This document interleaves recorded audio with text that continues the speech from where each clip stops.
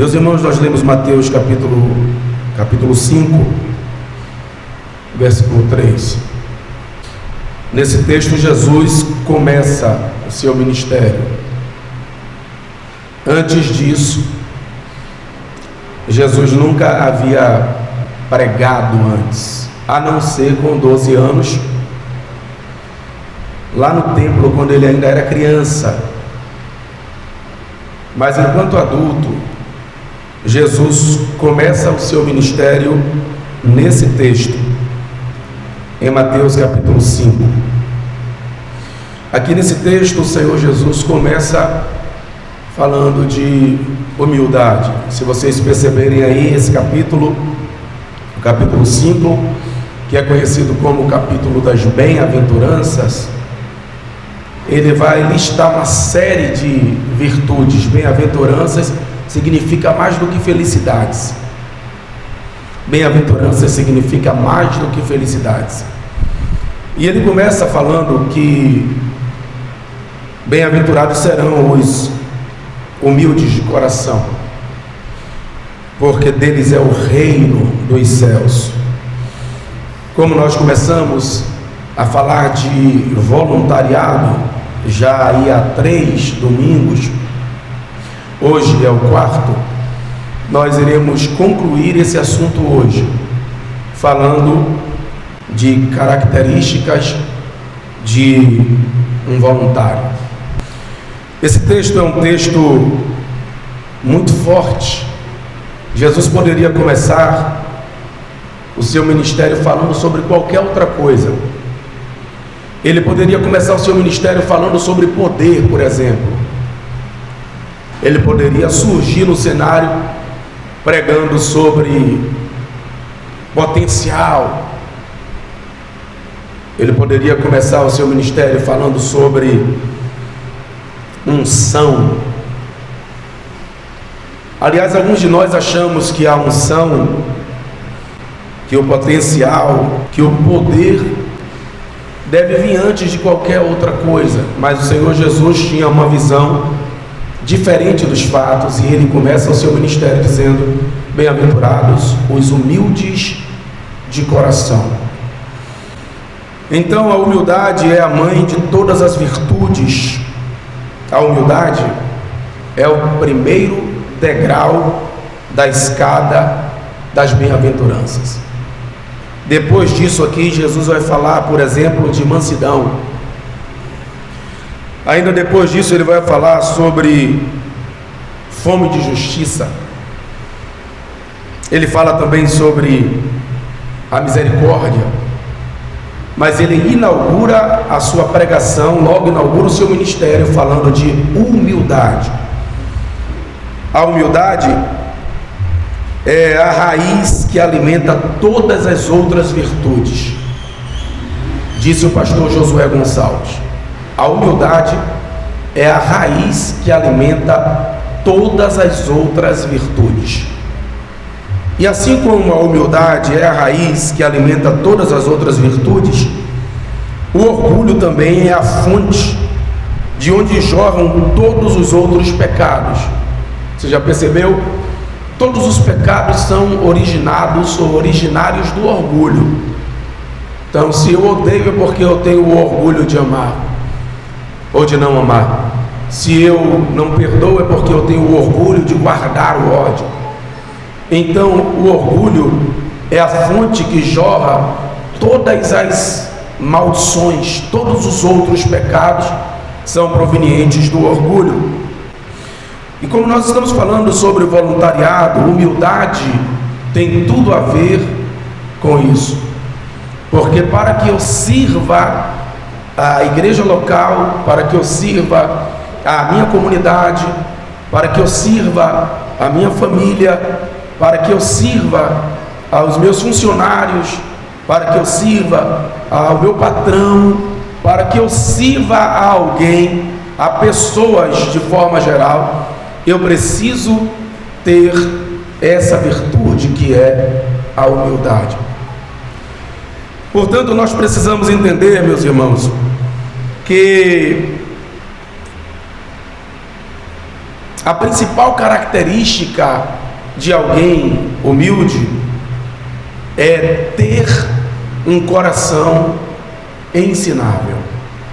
A principal característica de alguém humilde é ter o coração ensinável. Eu não sei se você compreende esse termo, eu preciso esclarecer isso melhor para você, mas eu quero que você entenda que a flexibilização, a capacidade que eu tenho, que você tem de ser ensinável, te diz se nós somos ou não somos humildes. Só os humildes têm a atitude de contínuo aprendizado. Quando você vira alguém que não tem a vontade de aprender, é porque não é humilde. Porque só os humildes nutrem no seu coração esse sentimento de contínuo aprendizado. O Senhor Jesus disse em Mateus, capítulo 11, e versículo 28: Vinde a mim, todos vós que estáis cansados e oprimidos, e eu vos aliviarei. E tomai sobre vós o meu jugo, e aprendei de mim, que sou manso e humilde de coração. Então percebam que Jesus linka a sua humildade com o aprendizado. Ele diz: e aprendei de mim, porque sou manso e humilde de coração. Então Jesus diz que por ele ser humilde, as pessoas deveriam aprender dele. E todo humilde precisa ter um coração disposto ao contínuo aprendizado. Quando alguém não quer aprender, é porque não tem essa virtude. Por isso, é muito importante que nós, como servos de Deus, como crentes em Jesus, tenhamos esse coração flexível, essa vontade constante, essa fome de aprendizagem ou de aprendizado. Quem para de aprender, para de crescer. Quem para de aprender, para de crescer. Então, você consegue diagnosticar se você está crescendo à medida em que você tem uma inclinação para aprender. Quando eu deixo de aprender, eu paro de crescer. Então, ter um coração ensinável,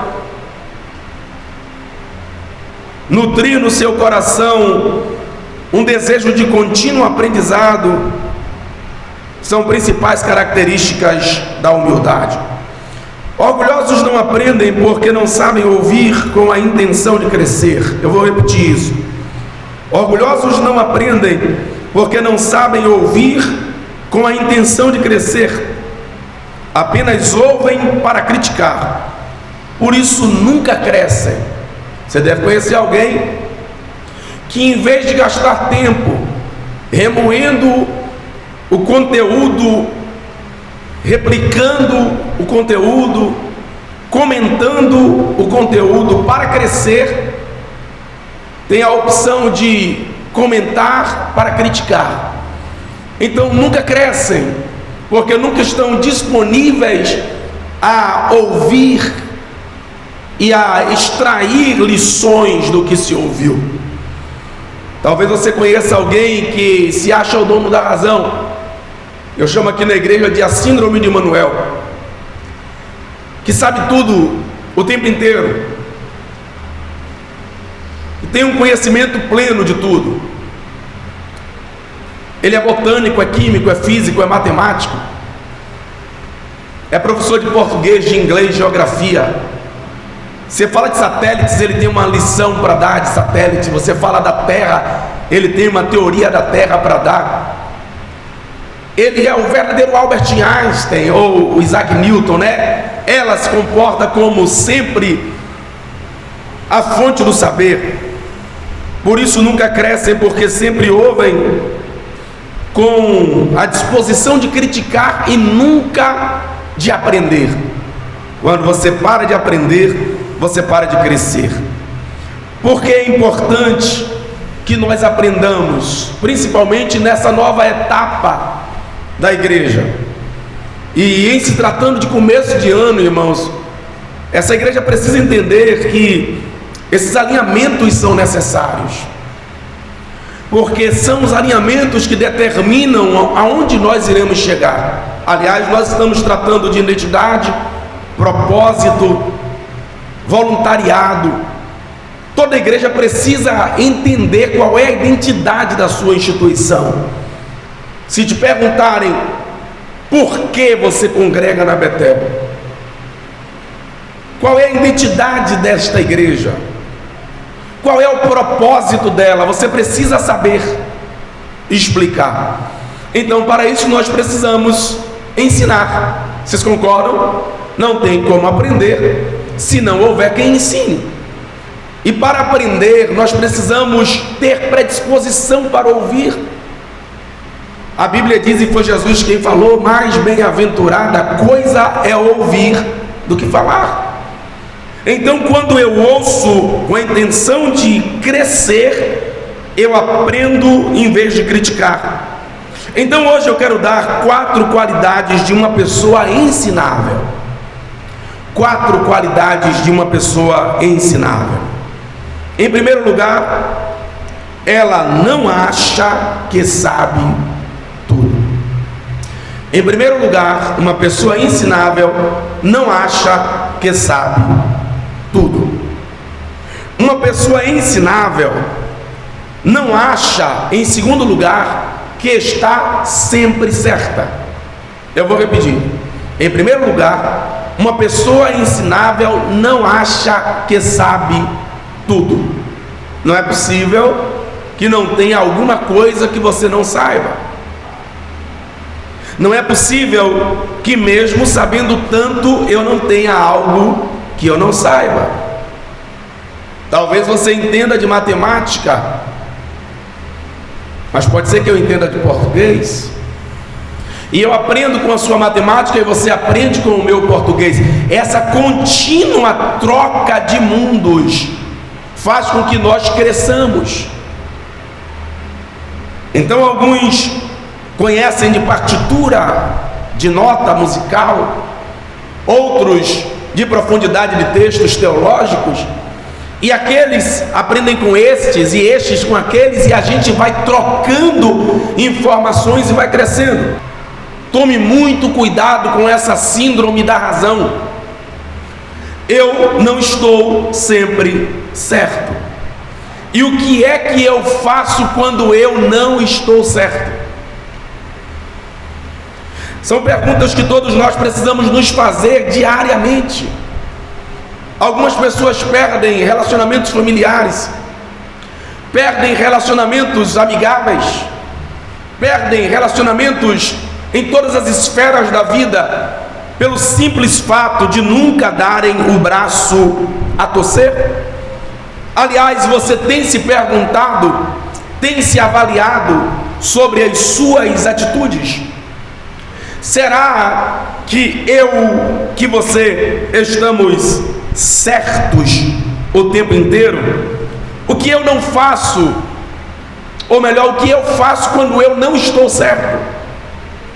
Eu tenho a hombridade de me abaixar, porque nós medimos a grandeza de um homem e de uma mulher não é pela capacidade que ela tem de ser vista de pé, mas pela capacidade que ele tem de se abaixar. A grandeza de um homem é medida pela sua capacidade de reconhecimento dos seus erros. Por isso, o errar não é o pior dos pecados, mas o não reconhecer os seus erros é a pior virtude humana. Em terceiro lugar, quem tem um coração ensinável não se vangloria. Preste atenção a isso, isso é muito sério. Quem tem um coração ensinável não se vangloria, porque não é uma pessoa orgulhosa, porque não é uma pessoa soberba, Ontem à noite, enquanto eu escrevia o meu sermão, o Senhor me deu uma frase humilde: fala pouco de si, fala nada do outro e muito de Deus. Eu vou dizer de novo: o humilde fala pouco de si, fala nada do outro e fala muito de Deus, porque ele reconhece que não é ele, que não é ela. Ele reconhece que a fonte das suas bênçãos é Deus. Então a humildade é nutrida pela capacidade que eu tenho de ser ensinável. O ensinável não acha que sabe tudo, o ensinável não acha que está sempre certo, e o ensinável fala pouco de si, não se vangloria. O humilde sabe que não sabe tudo. O humilde sabe que o outro também sabe. E o humilde sabe que ele e o outro crescerão juntos. Eu vou dizer de novo: o humilde sabe que não sabe tudo. O humilde sabe que o outro também sabe. E o humilde sabe que ele e o outro aprenderão juntos. Quem disse isso foi Mário Sérgio Cortella, filósofo. Então, a capacidade que eu tenho de me vangloriar me diz que eu não sou humilde. Então tome muito cuidado com o eu que quer prevalecer o tempo inteiro, o eu que quer colocar o homem no centro e tirar Deus do centro o tempo inteiro. Tome muito cuidado com o eu. Esse eu, gente, é uma miséria, é uma tragédia para a vida cristã, porque o eu me eleva, me engrandece, me coloca no centro e me faz flutuar em coisas que não são reais. Aliás, o apóstolo Paulo, aos Gálatas 5:17, diz que o Espírito guerreia contra a carne ali é o eu humano, no sentido de vangloriar-se. Então a nossa maior luta talvez não seja contra os demônios, contra o diabo, talvez a nossa maior luta seja contra nós mesmos. O Senhor Jesus disse em resposta ao moço que perguntou: o que é que eu faço para herdar a vida eterna? Ele disse: negue-se a quem? A si mesmo. Porque o nosso maior desafio é nos vencer todos os dias. É vencer o ego, é vencer o eu, é vencer a soberba, a arrogância, o orgulho. E em quarto lugar, uma pessoa ensinável não faz pré-julgamento de outras pessoas. Eu não sei se você é assim ou conhece alguém assim, que sequer se relacionou com a pessoa, mas no simples ato de alguém passar disse: eu não gosto desse cidadão. Nunca trocou uma ideia com ele, nunca tomou um café com ele, nunca bateu um papo com ele, mas pelo simples fato do pré-julgamento, ele disse e ela disse: eu não vou com a cara desse cidadão. Isso é pré-julgamento. Pré-julgamento é você julgar antecipadamente. A Bíblia nos fala de muitos homens que não foram humildes, e eles não foram humildes porque eles não tinham um coração ensinável. O primeiro deles, Caim. Quem aqui conhece a história de Caim? Caim acabou como acabou porque não tinha um coração ensinável. Caim tinha por mentor a Adão, o homem que foi feito, Leide, pelas próprias mãos de Deus. Adão, Ruth, era o cidadão que conversava com Deus cara a cara, que passeava com Deus de mãos dadas no jardim. E quem era Caim? Caim era filho de Adão. E por que Caim acabou como acabou? Porque Caim não tinha o coração ensinável. Enquanto Abel estava indo para o culto, priorizando o culto, Caim estava priorizando o seu ego, seu orgulho. Enquanto Abel estava levando uma oferta da melhor das primícias, Caim estava levando um qualquer para Deus. E o que nós falarmos de Ló? Ló foi um homem que teve como mentor Abraão. Abraão é nada mais nada menos que o pai da fé. Abraão é o homem de quem Deus disse: olha, todas as famílias da terra procederão de ti. Tu serás uma bênção, porque eu vou te abençoar e você vai abençoar muitos. E por que Ló entrou em decadência, foi parar em Sodoma e Gomorra, presenciou chuva de fogo, de saraivas? Porque não tinha um coração ensinável, porque os seus olhos estavam pautados nas campinas verdes em vez da vontade de Deus. E o que dizer de Sansão, o homem mais forte da Bíblia? Quando nós olhamos para a história de Sansão, nós percebemos que havia uma deficiência muito forte em Sansão. Sansão não tinha mentores, não parava para ouvir, não tinha professores e instrutores. Sansão não aprendeu com ninguém, não aprendeu com os pais, porque ele pega do mel do leão morto, e ele era um nazireu, não podia tocar em cadáveres. Ele leva desse mel para o seu pai, sem dizer para o seu pai que esse mel é de um leão morto, que é o mel de um cadáver. Sansão não aprende nem com os seus próprios erros, nem aprende com os erros dos outros. Eu disse aqui, vou repetir, que o maior dos erros não é errar, é não reconhecer os seus erros. Mas se você puder não errar, não erre. Se inspire nos erros dos outros. Se inspire nos meus erros, nos erros dos seus pais, nos erros do seu ex-marido, nos erros da sua esposa. Quando eu sou pai e me inspiro nos erros do meu pai, eu não erro assim com meu filho. Quando eu sou marido e me inspiro nos erros do meu pai, eu não erro assim com a minha esposa. Ou se você é filho, você se inspira nos erros do seu pai, você não errará assim com a sua esposa. Então a capacidade que eu tenho de aprender vai determinar se eu sou uma pessoa de coração ensinável ou não. Aliás, Sansão teve um fim muito trágico. Foi o homem mais poderoso da Bíblia, mas acabou como um palhaço entretendo os seus inimigos. Um homem que, quando chegava, o arraial inteiro do inimigo tremia, mas que agora virou motivo de chacota dos seus adversários. A Bíblia diz que mandaram trazê-lo para que os divertissem.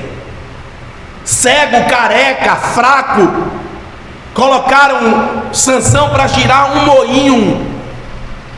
Olhe isso, ele era forte, tão forte que ele arremessou uma queixada de jumento e matou 1000 de uma vez só. Agora mandaram trazer um moinho para ele girar. Estão zombando da sua força, estão dizendo para ele: você não era fortão, nem um moinho você está conseguindo girar agora. Então o fim de Sansão foi trágico, simplesmente pela falta de flexibilização para aprender. Agora veja que coisa interessante, eu já estou caminhando para o final.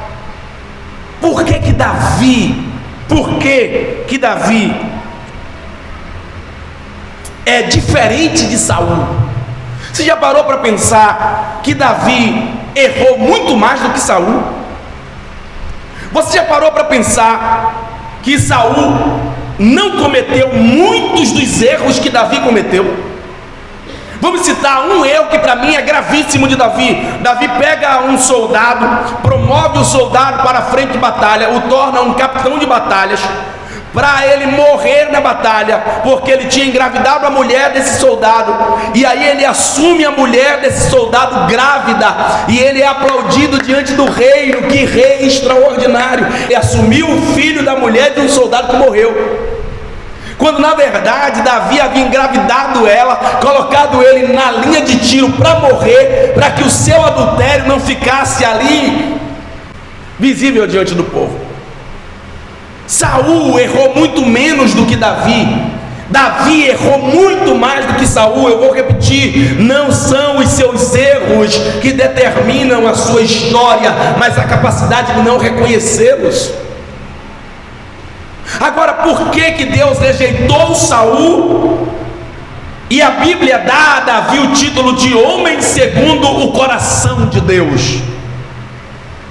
Só para que vocês tenham ideia, os Salmos 119, que é o Salmo da palavra, neste Salmo Davi repete 9 vezes: Senhor, ensina-me. 9 vezes. No Salmo da palavra, Davi ora 9 vezes: Senhor, ensina-me. É disso que faz deste rei o maior de todos os da história de Israel. A flexibilidade, a inclinação para o aprendizado. É incrível como tem gente que não sabe, mas não gosta de aprender, não tem conteúdo, mas não gosta de ouvir, não acha que não sabe o suficiente a ponto de ter que sentar para aprender. E aí geralmente essas pessoas que não gostam de aprender são as pessoas que gostam de ensinar. É incrível isso. É incrível como gente arrogante, soberba, egoísta gosta da tutela do ensino. Nós aprendemos essa manhã a síndrome de Manuel em nome do Senhor Jesus. Você pode dizer amém ou não? Manuel era um cidadão que passou por aqui, que se você vacilar ele era até astronauta. Se você duvidar, ele talvez tenha descoberto a fórmula da pólvora, tenha inventado a roda, ele sabia tudo. Então nós precisamos entender que a capacidade de aprendizado me faz crescer. Observe que quando Saul sacrifica, já que nós estamos falando da diferença de Saul para Davi, quando Saul vai sacrificar a Deus, ele era rei. Eu preciso te explicar isso. Ele não tinha o direito de sacrificar, ele não podia fazer sacrifícios, porque só o sacerdote podia. Mas quando Samuel demora, que é o profeta e sacerdote, quando Samuel demora de chegar, Saul se acha no direito de usurpar a posição de Samuel por causa da coroa que estava sobre a sua cabeça. Aí ele arma o altar, faz o sacrifício, e é exatamente a hora que Samuel chega. E aí Samuel vê a fumaça e pergunta para ele: o que foi que você fez, Saul? Você sacrificou a Deus? Ele disse: é. O povo estava indo.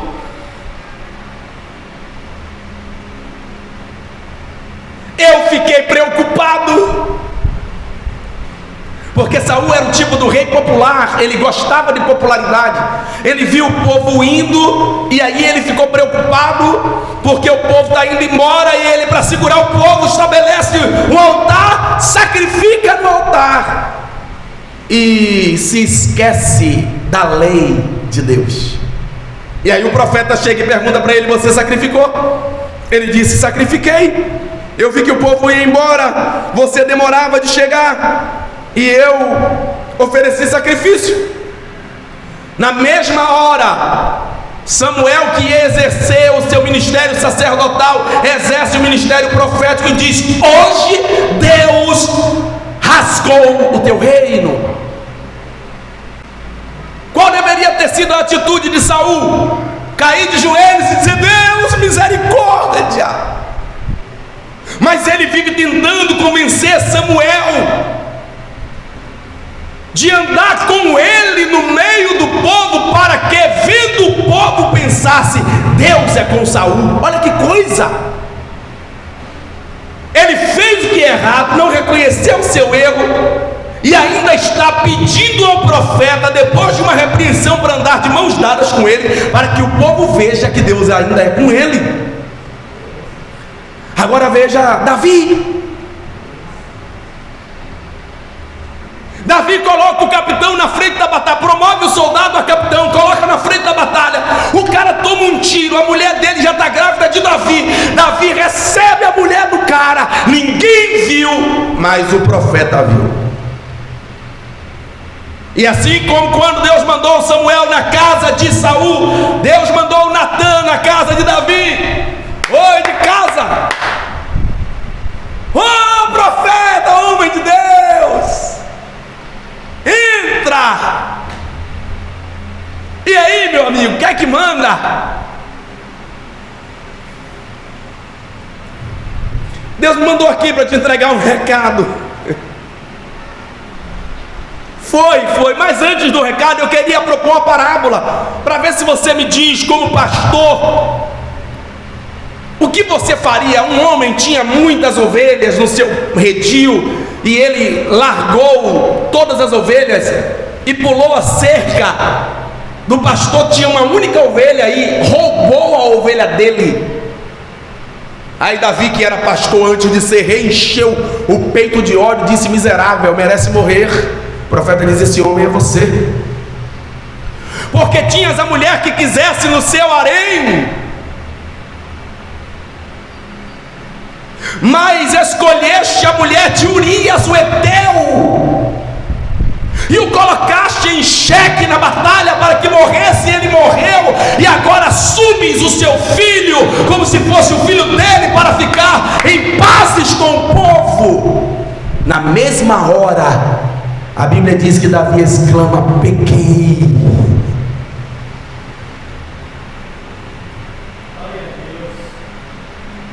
Os Salmos 51 é um salmo composto por Davi nessa fase.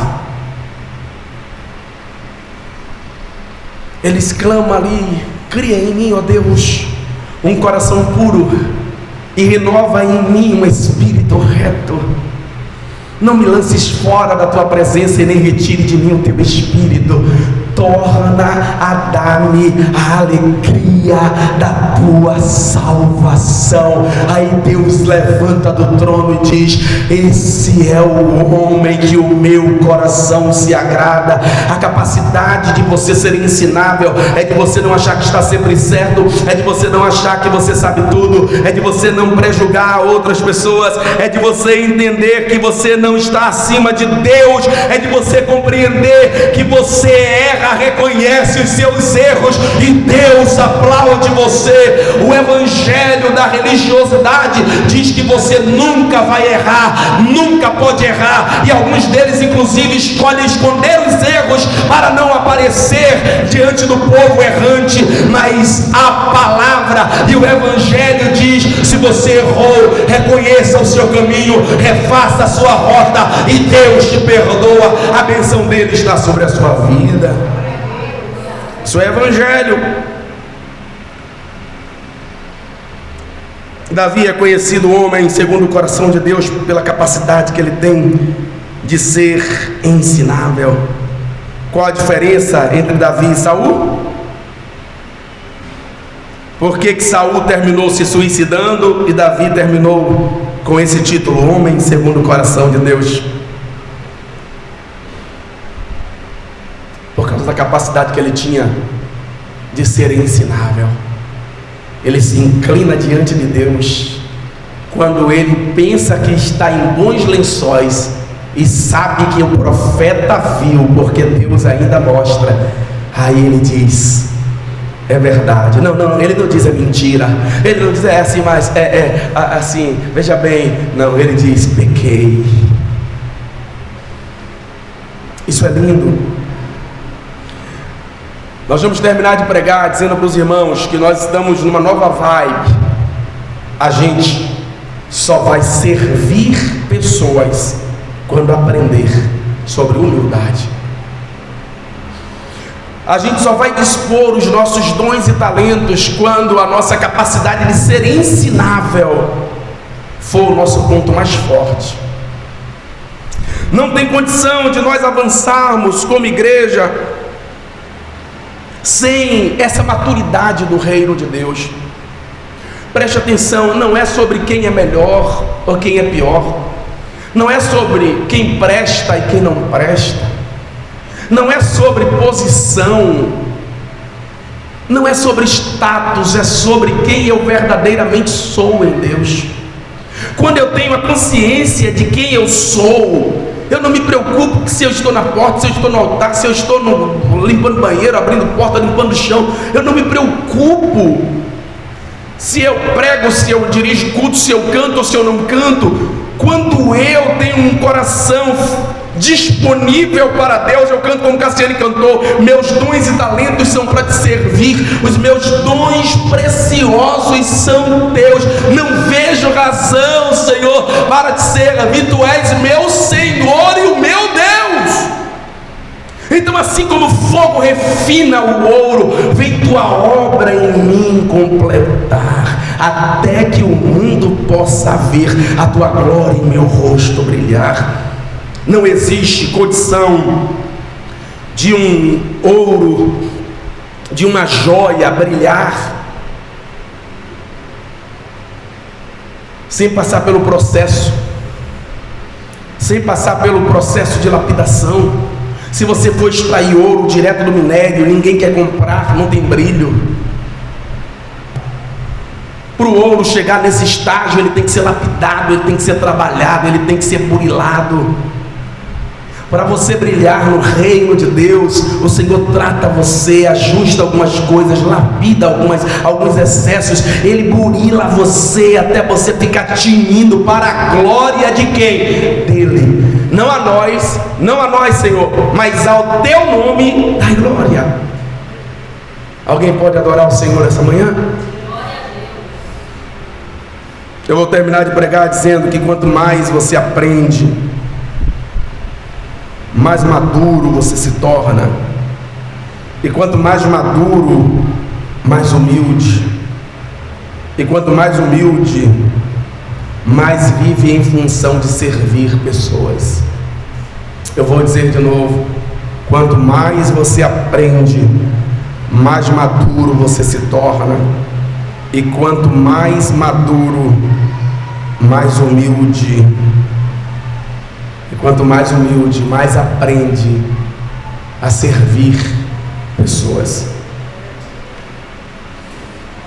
A igreja só crescerá quando ela treinar um batalhão de gente humilde.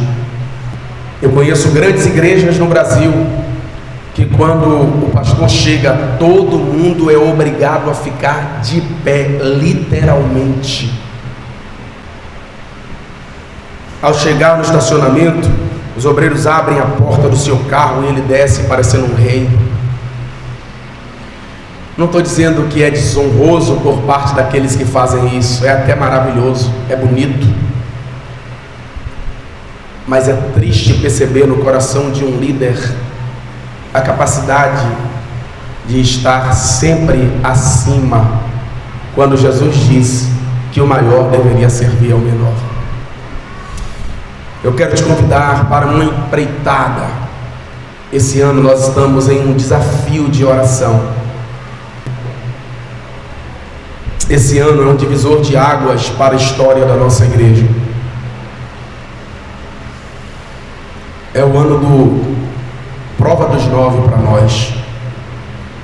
E nós precisamos reconfigurar o nosso modus operandi, né? A gente precisa mudar a nossa forma de proceder, mudar a nossa maneira de proceder. E se nós queremos crescimento, o primeiro passo está no serviço. E a principal característica do serviço é a humildade. Jesus disse: façai com os outros aquilo que vós quereis que vos façai a vós. Nós precisamos nutrir essa consciência. Eu vou terminar de pregar dizendo que sem a humanidade produzida pelo Evangelho, todo credo e toda agenda correta segue apenas para a carne, para o homem e não para Deus. Eu vou repetir isso. Sem a humanidade produzida pelo Evangelho, eu não estou falando sem a divindade, eu estou falando sem a humanidade. Sem a humanidade produzida pelo Evangelho, todo credo e toda agenda correta segue apenas para a carne, para o homem, mas nunca para Deus.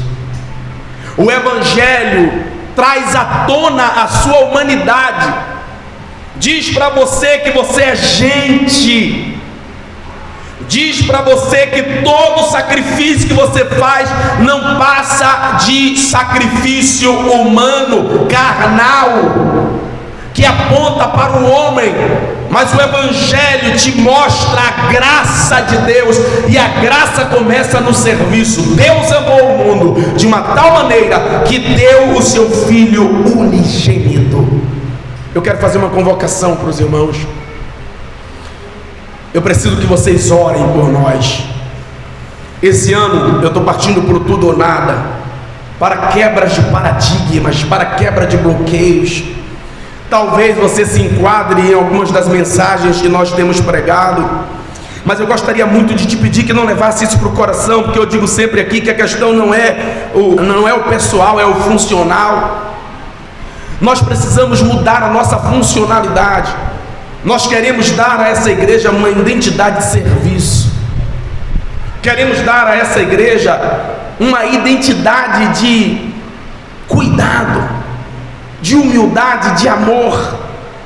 Inclusive, nós estamos abertos aqui a sugestões para que esse ano nós façamos alguns trabalhos sociais, para que a gente possa cuidar de algumas pessoas, para que a gente possa se deslocar daqui das quatro paredes e visitar algum lugar bem pobre, algum beco desse, alguma favela dessa, alguma cidade dessas. Nós precisamos nos mover em função de pessoas.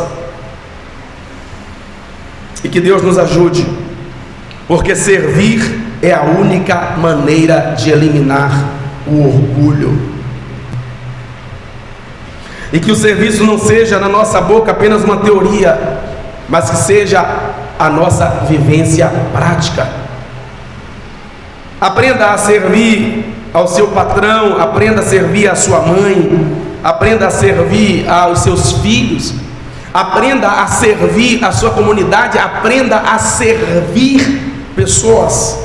Ah, pastor, mas pessoas não prestam, pessoas são traidoras, pessoas mais pessoas. Mas não é sobre elas, é sobre você. Não é sobre o comportamento delas, mas é sobre o seu comportamento. E como servo de Deus, nós precisamos nos comportar como o Filho de Deus se comportou. Amém? Eu quero orar com você. Eu quero convidar você que quer ser um voluntário na obra de Deus. Queremos que isso aconteça mais, num volume maior. Aildilei, muito obrigado por estar na porta hoje. É essa a visão que eu quero que vocês tenham. Vocês são membros dessa igreja. Se não tiver ninguém na porta, vai lá e assume a porta. Não, ninguém me mandou assumir porta. Você não precisa ser mandado, você já foi designado por Deus para isso.